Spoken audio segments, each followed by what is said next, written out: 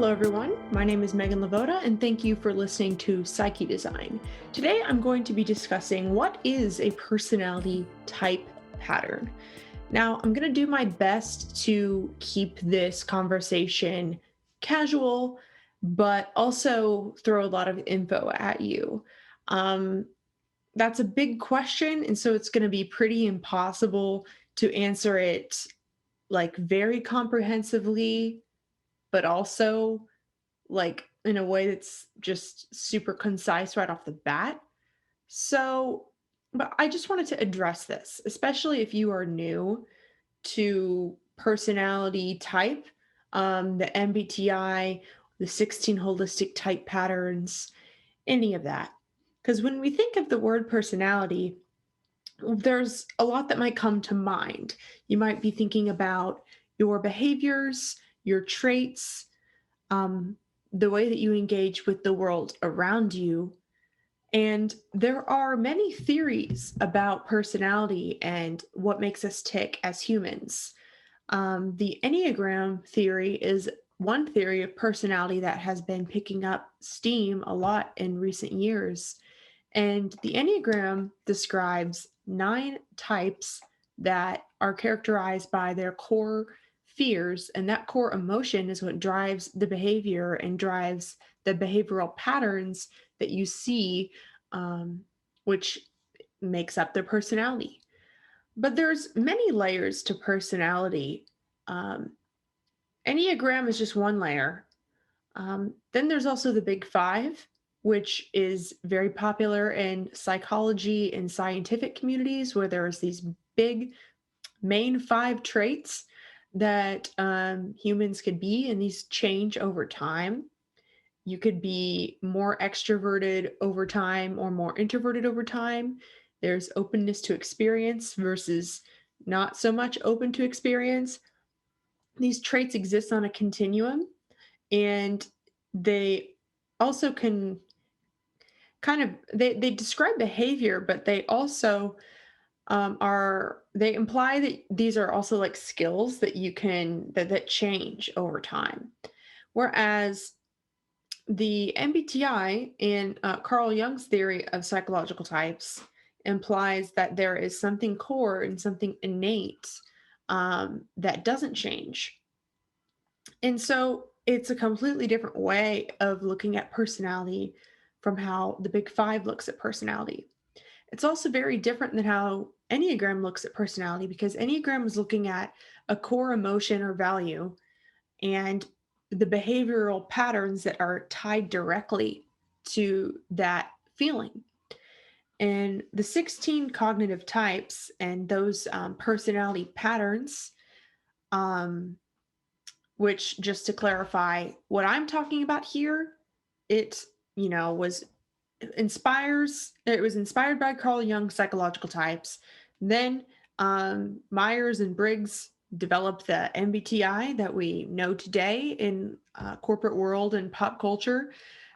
That was inspired by the main psychological types, but now it's 2021. It has been basically 100 years since Jung came up with this whole theory. Jung wasn't even the first person to come up with extrovert and introvert. So humans have been trying to understand personality and what makes us tick for a really, really long time. And nowadays in 2021, we don't just have the MBTI. There is the Association for Psychological Type International, as well as other organizations where there are many experts that both use the MBTI and also other similar models that are also trying to test for the 16 core cognitive type patterns. So there's the test of MBTI, and then there is the core theory behind it, where there are the 16 cognitive type patterns that is very different from Enneagram. So to kind of compare to Enneagram, as I was just saying, there's this fear and then there's a behavior that is attached to it. And so if you are trying to understand Enneagram, it might be easier to pick up the behavioral patterns in your friends because it's something that you could see. I mean, behavior is something that is easy to measure. It's right there. You could be affected by it. You could see it happen. But type, a cognitive type pattern, it exists. It originates in the psyche, and it drives the way we make decisions and the way we process information. So, your personality type pattern will not necessarily, there's not going to be a direct link between your literal behavior and what your type pattern is. There's also not a direct link with your traits and the skills you've acquired and your talents. There's not a direct link between your personality type pattern and all of those things. But what your personality type pattern does tell you is over time, ever since you were born, ever since you have been a being and existed, there is a core way in which you prefer to process information and a core way in which you interact with the outer worlds and how your inner world responds, and also so how you process information and then how you make decisions about that information. What judgment tool are you using? And in the past, and in other theories, we might think of it as, are you more left brain or are you more right brained? But now there are actually neuroscience studies from Dario Nardi, and I'm sure others, I'm not sure if there are others actually, but there might be others. But Dario Nardi is pretty well known for his research in neuroscience and personality type. And he will tell you that it's not super direct in the sense that you can't type someone by putting them under a brain scan and knowing for sure, like, oh, because this is lit up, that means that they're this type. Because we are more than that. And I think we intuitively know that we're more than that. And that's why there could be sort of a resistance to people accepting what personality type even is. But there are patterns over time from your birth to now that will show you that there is a way in which you prefer to engage with reality and make judgments about reality. But at any given moment in time, you could be doing anything. And that's what I really want to get across here, um, is that anybody can do anything, and that it's more about the why of how you approach things, why you did something, and then what you literally did. And also your cognitive personality type pattern. So, since it is originating from the almost like the bias in the psyche, Carl Jung talks a lot about one sidedness. And whenever he originally wrote about the 8 cognitive functions in the book Psychological Types, the whole idea is that humans are out of balance in 8 different ways. And these are the ways in which our psyche and our ego can completely cling to one mode of operation. But there are other modes of operation. And if you've been a human for long enough, you know that you've probably met someone that thinks about the world completely different from you. And you've probably had those conversations where it feels like you're seeing red and they're seeing blue. And it is very frustrating when you get into those sort of interactions with people, because then you begin doubting your own perspective. It can be difficult to understand where they're coming from. And it feels like wires are crossing and there's just something that is not, it's just, you're not really speaking the same language. Um, these are the sort of situations that your personality type pattern can help you to understand, and which is different from Enneagram, you know, because it's less about it's less about what you're doing, and so than how you're responding, which I've already said that. Um, It's less about what you're doing and more about why you did it. And so that's why it can be difficult to type other people correctly. Because unless you know their why, unless you have seen them over time and seen not just how they are in one situation, but how they are amongst a variety of situations and how their conscious awareness has grown. What areas of your psyche have been developing over the past couple of years? What part of your psyche feels new to you, and what part feels like something that you've known ever since you could remember? So that sort of direction is really important.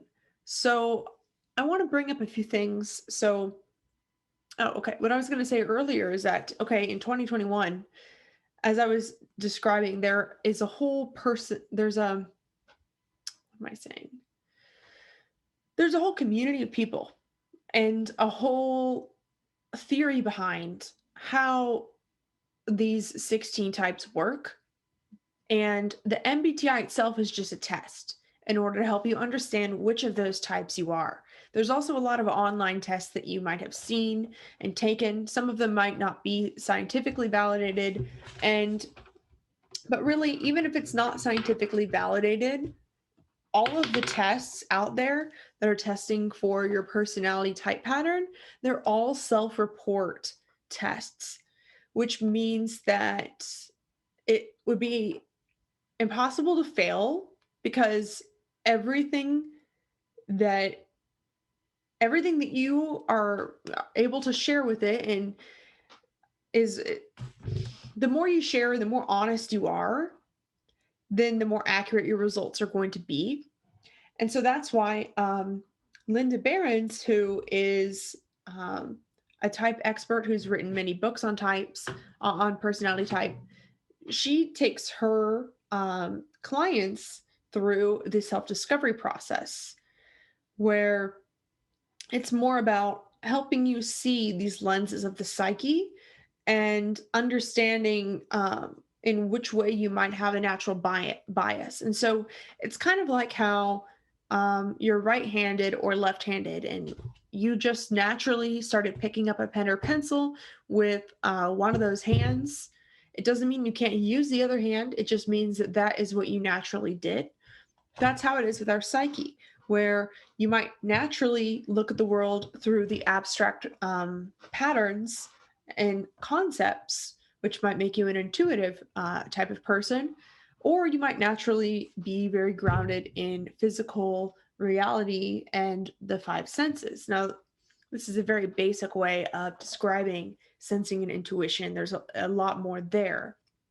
But the idea is that um, you might have picked up a pen with your right hand, um, you know, naturally, but then you might have encountered situations or been raised by people in which you had to learn, to do the other sort of thing. Now, that metaphor doesn't fully work because I'm talking about hands, but really, when it comes to our personality, there is so much pressure to develop other sides of ourselves, because humans are very social creatures and we are very influenced by each other and we're very entangled with each other. And however you grew up, whoever raised you, if they had a different type preference than you, then that is going to really influence the way that you experience your type. How much how To what extent you are able to follow your natural preference is going to vary based on how you're raised, and whether or not you had opportunities to act out that preference is going to depend. And also how many challenges that you have faced that have pressured you, uh, like a diamond, to develop other skills.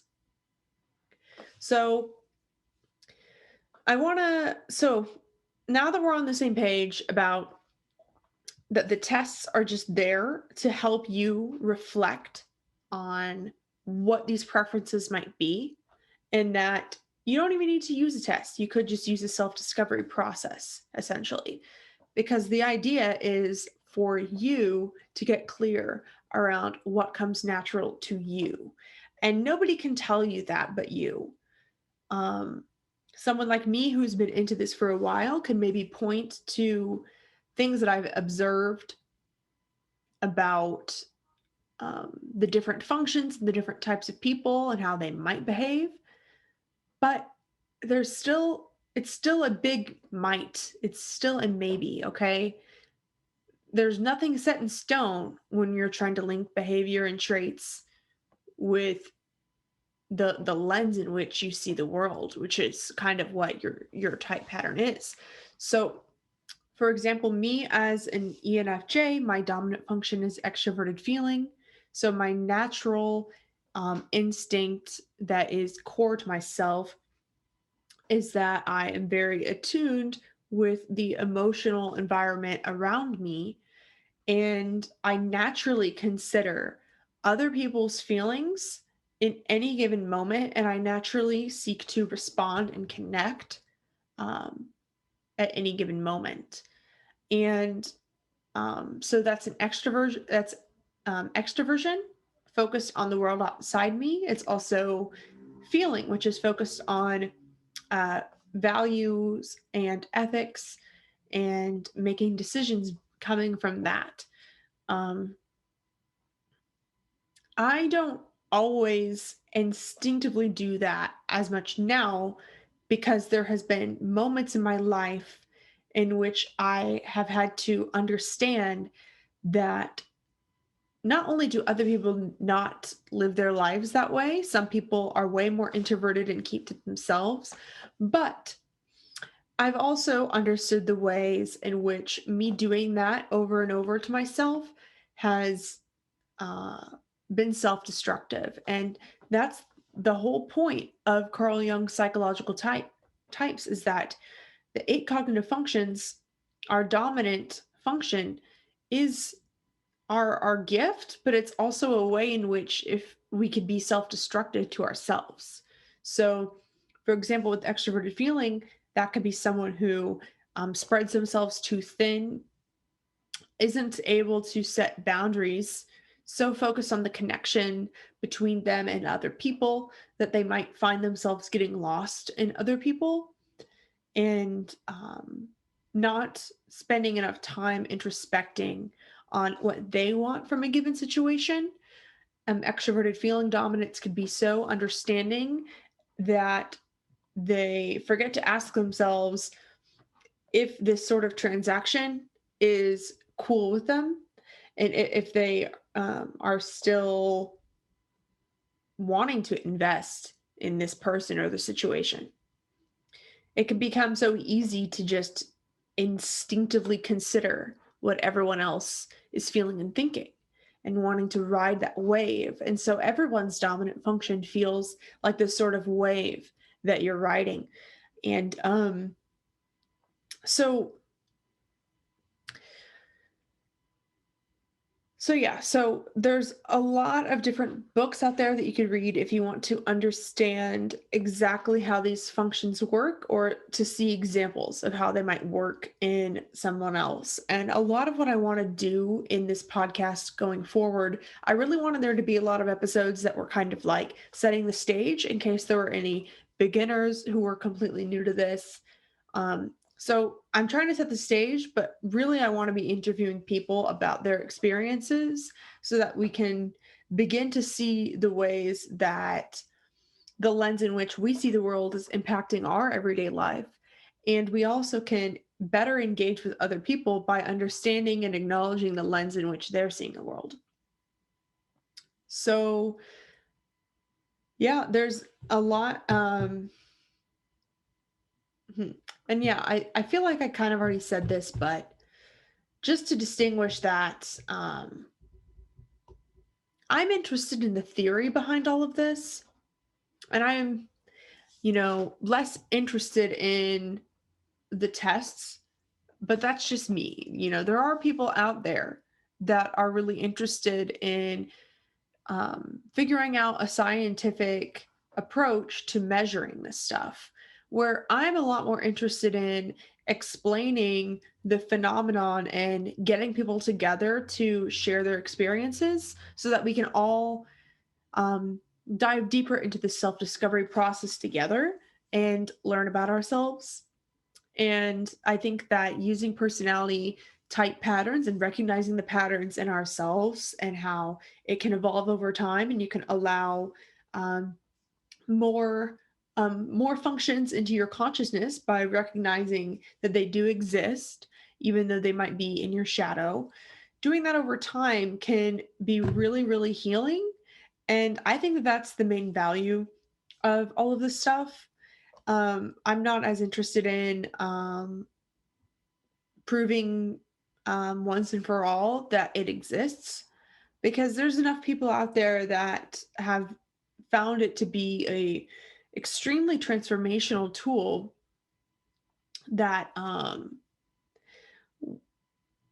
and again, like, the official MBTI, it doesn't like, this tool is not meant for hiring. It's not really meant for, like, diagnosing your personality, for example. It is like, it's not a diagnostic tool, it's a self-report tool, if that makes sense. So, um,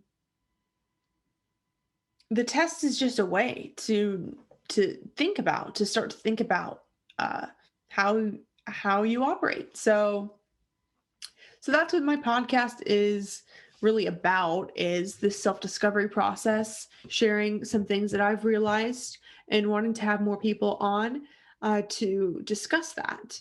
And now I wanted to just share with you a few things about personality type. So Linda Behrens, for example, who I mentioned was a type expert, she talks about personality type. She has her core approach where the core self, is your innermost version of yourself that has been there for you since birth. And the idea is that whenever you're trying to figure out what pattern fits you the best, which of these 16 holistic type patterns um, feels the most you, the goal is that you're to be looking at your core self. But outside of that core self is your developed self, which is the part of you that you have adapted and grown into, and your life experiences have shaped and molded you. So if you think of your core self as like a seed, because as living beings, all living systems abide by the same sort of rules. Linda Behrens talks a lot about living systems, and it's one of the core principles for understanding what personality type is and how it works. So, for example, you might uh, if you plant a certain seed, then it's going to emerge in a certain way, but you can still shape the way that that plant or tree evolves based on the environment that it's around. And also, its developmental level is going to change how it comes off. But also, even if you plant the same type of seed for the same type of tree, everyone is going to still look different. So that's the idea, is that you could be the same personality type as someone else. You can have the same core seed or like the same core personality pattern, but your environments were completely different. You were shaped completely different. Your developmental um, paths and levels could be completely different. Everyone is unique, but there are these like, we can't be looking at just the parts of the pattern if you want to see the full pattern. You can't be looking at just a snapshot of how someone appears to you right now. You have to see over time, and also in what direction is their energy flowing now. So that's one way of looking at it. And then, so Linda talks about the core self and then the developed self. And then outside of that um, is the contextual self. And that's the self that is your current behavior based on whatever given situation and environment you're in. So that is taking your core urge and then how you've adapted and grown based on your experience and choices, even. And then the contextual self takes all of those and it's like, how do you use those skills and talents that you've developed in addition to your core urge and your core lenses that you look through? And how do you respond to the given any given situation? Um, some situations lend to other functions more than others, I've noticed. Like, um, for example, I'm talking to you right now, I'm presenting. Um, I've seen that there have been lots of introverts that are like on YouTube and they're talking and they're presenting and people will be like, "Well, you seem like an extrovert to me," not considering the fact that they are presenting. You know, I am trying to tell you right now some of the core things that you need to know about type. Um, I'm not sitting here musing about um, the future of type, or I'm not. I'm not in my NI and TI mode. I am extroverting. Um, I did my TI homework before I got here. I mused with NI for like a few weeks actually about what I wanted this episode to look like. I didn't just jump right into it. Um, but yeah, so certain situations might call for certain functions. So that's another thing to consider. Um, and then I also want to talk about the fact that the self is bigger than just your personality. And Carl Jung talks a lot about the individuation process, which is the process that in which your highest self emerges and comes into form. And I believe that knowing your personality pattern is one of the most crucial tools for allowing that to happen. It's not the only tool. Practically every self-help tool that is popular today could be used for that. Even Enneagram can be used for that. Um, there's also just like meditation, yoga. Human design is a popular personality sort of system that's coming up these days. Anything that you could do for self discovery or healing can be really useful for that individuation process. However, um, your personality type pattern is going to literally show you the ways in which your psyche is already focused on and what you're not focused on. And so if you are trying to raise your consciousness, don't you want to know the areas of your consciousness in which are need to be raised? What areas in which are the volume is already on way too high? So if you're trying to, you know, be enlightened and be more woke and like raise your vibration or any of that, which I'm not mocking that by saying any of that. Like I'm in that world myself. If you want to do that, it really, really, really helps like to know the ways in which your psyche is already going to be operating on autopilot. So for me, my inferior function is introverted thinking. And so, um, that could be me not trusting my discernment. That could mean me thinking that having a judgment towards something was bad or mean. And so I will shove down my own judgments, which can then cause resentment. If we're not aware of the ways in which our shadowy functions are operating, then we're not going to understand the source of a lot of our emotions, our problems, etc. Because I would be dealing with emotional resistance problems, and I didn't understand that the source was actually because of repressed judgments, that I wasn't allowing my introverted thinking perspective. What is my opinion? What does my discernment say on the situation? What sort of boundaries do I want to set? And what sort of distinguishments do I want to make between me and them, and between this and that, and what I think is true and what I don't think is true? If I'm not allowing that in, then it's going to be very difficult to understand some of the problems that I was continuing to manifest over and over. And that's kind of what we all do, is that we're going to continue to manifest the same problem over and over until we can until we can shine a light on what that shadowy motive is, and what area of our consciousness really deserves our attention and deserves our growth. So that's really what it's all about. And so I also want to just share that each of us, each of the 16 types has has access to all 8 of the cognitive functions, but to varying degrees. And a model that I really like is John Beebe's 8 function model. And so I'm going to go through that briefly. Especially if you're new, this will be really helpful. And if you're, not new or just moving forward, I'm going to be referring to, you know, these functions pretty freely. Like, and so many of my videos I already have. Really, this is just my attempt to get out of the weeds a little bit and get a little bit more down to earth. But anyway, so your dominant function, also John Beebe refers to as your hero or your heroine function. Or it also could be referred to as your superior function.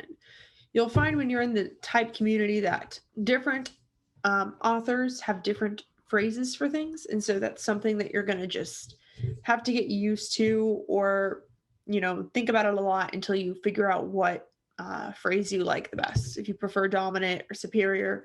But anyway, John Beebe talks about how this first function, basically the archetype of it. So John Beebe is a Jungian analyst, and so he looks at type through the lens of Jung, essentially, which everyone that's into the personality type patterns and the cognitive functions is in some way, shape, or form looking at it through Jung's lens. But as a Jungian analyst, he is really well versed in the way that Jung would think about archetypes and complexes and, the psyche in general. So this is a helpful model for understanding that. The archetype of the hero or the heroine, there's this one type of your consciousness that you are always basically seeing as the savior. And it's your autopilot. It's completely on autopilot. You just naturally kind of idolize it. So that's your dominant function. And then your second function, or your auxiliary function, John Beebe calls the parent function, or the father or mother, depending on gender expression. It can show up in the whole spectrum of gender expression. This is the function in which is supportive of the hero, and it's supportive in general to the world around you. It kind of manifests as this parental figure. And then the third function is the tertiary function, or that sort of inner child or son or daughter. So in your psyche, this is the part of you that is basically a 10-year-old forever. And it's fun, it's playful. You might take on a little bit too much responsibility and fall flat, or you might be afraid to try these sort of things. Um, for me, my tertiary function is extroverted sensing, and I am afraid of ziplining. It's just kind of an example. Experiences in the sensory world, for me, it could feel like play, and so maybe I can overdo it and not realize the impact. But I also could underdo it and be kind of a scaredy cat about things. So We all have that in our psyche, and then our inferior function, where John Beebe would say is the archetype of the anima or animus, which can also be seen as the other side of the coin of your dominant function.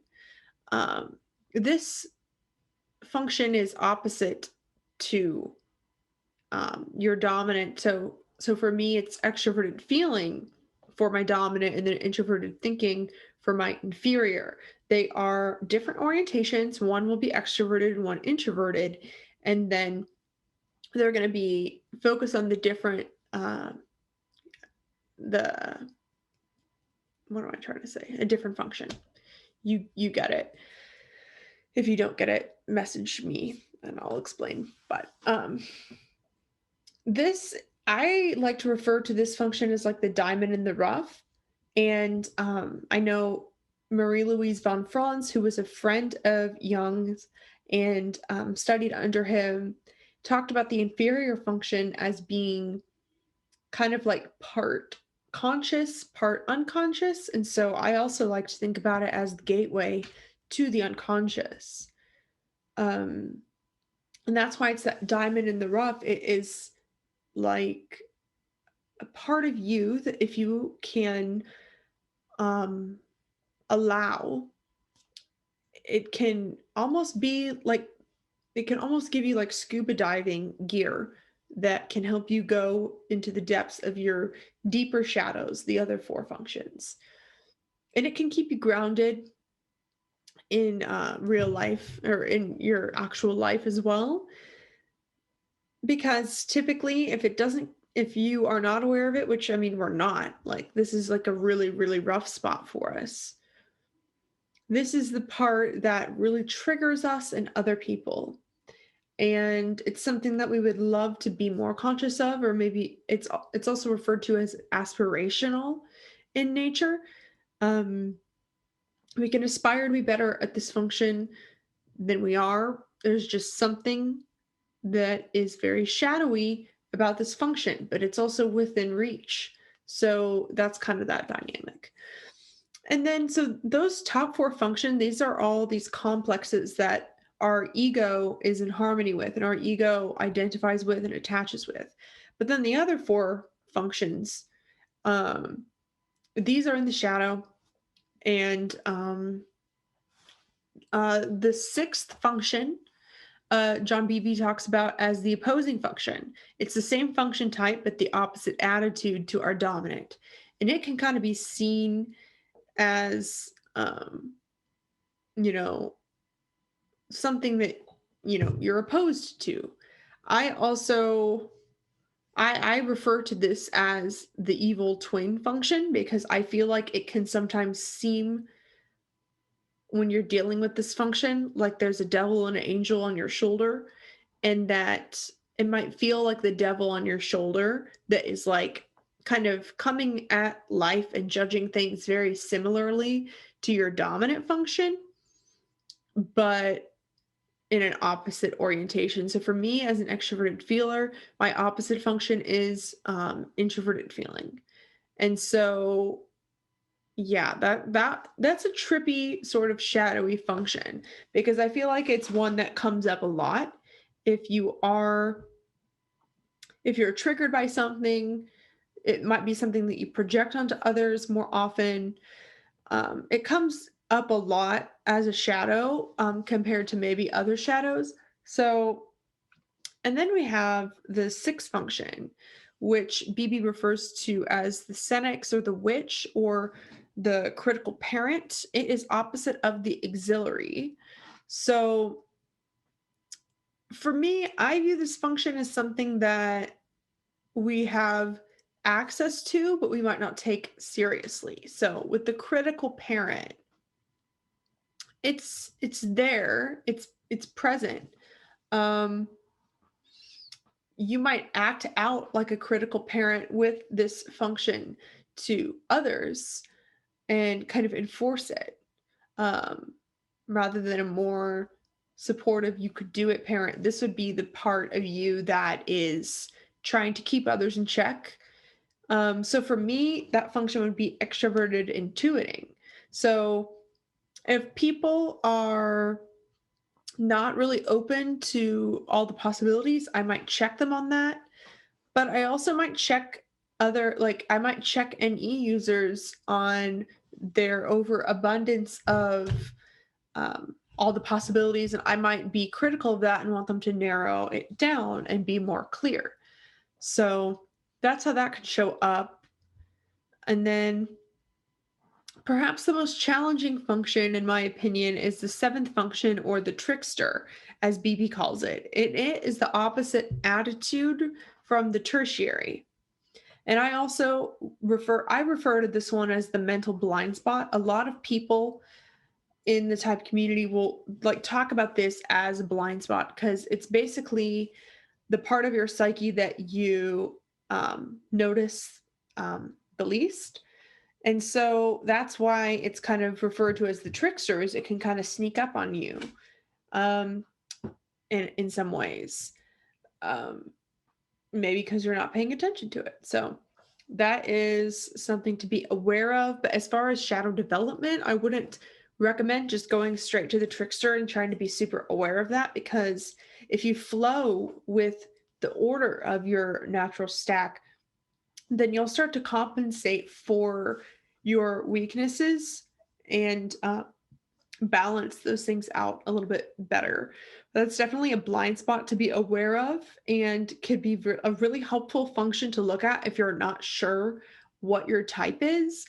And if you're in between just a couple letters, I feel like that's a good one because, at least for me, the experience of understanding that function, it's sort of like, I don't understand anything about this. It seems completely alien to me because I'm just so not aware of it. So, and then we have the eighth function, which is, as Beebe calls, the demonic function. It's the opposite attitude of the inferior. So, and it is like the same orientation as your dominant and a different function. So, for me as an extroverted feeler, my demonic function is extroverted thinking. So, this function, it might feel like if you think about the dominant as a protagonist, I also like to think about the eighth function as the antagonist. So different from an evil twin in the sense that the evil twin might feel more on your level, or you might feel kind of this trippy, like, oh my god, we're kind of alike except for that you're doing everything wrong. The demon, or the demonic function, it's like everything that you're not, and you might even feel like your hero is trying to destroy this sort of demonic function. But what you might not realize is the ways in which you are using this function in a demonic way.